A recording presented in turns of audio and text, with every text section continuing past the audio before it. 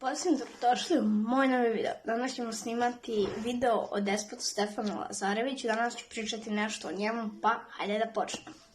Zovem se Stefan. Otac mi je bio čuveni knez Lazar, pa otuda i moje prezime Lazarević. Dok mi je majka bila prva žena vladar u Srbiji, knjeginja Milica. Poznat sam kao Visoki Stefan, u vreme kada je to gotovo bilo nemoguće.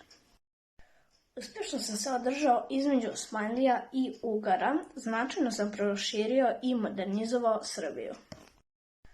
Nakon bitke kod Angori u kojoj su Mongoli savladali Bajazitovu vojsku, odlazim u Carigrad gde mi vizantijski car Jovan VII dodeljuje titulu despota. Od ugarskog kralja Žigmunta dobio sam na upravu Beograd i Mačvu, a kasnije Golubac, Srebrenicu i deo današnje Vojvodine, sa Zemunom, Zrenjaninom, Bečajem sve do Apatima. Obnovio sam Beograd, pretvorio sam ga u kulturno-privredni trgovački centar u jugoistočnoj Evropi. I danas na Kalemegdanu možete proći kraj mog spomenika i odati mi počast. Po nekim tvrdnjama smatraju da sam bio najslavniji posle Dušana Silnog.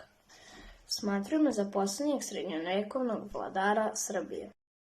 Osnovao sam i viteški red zmaja, kome su brojni hrabri, čestiti borci za krst, čast i otadžbinu pristupili. Ok, nadam se da vam se dopao video. Ako jeste, obavezno stavite like i subscribe i mi se vidimo u sledećem videu. I ćao!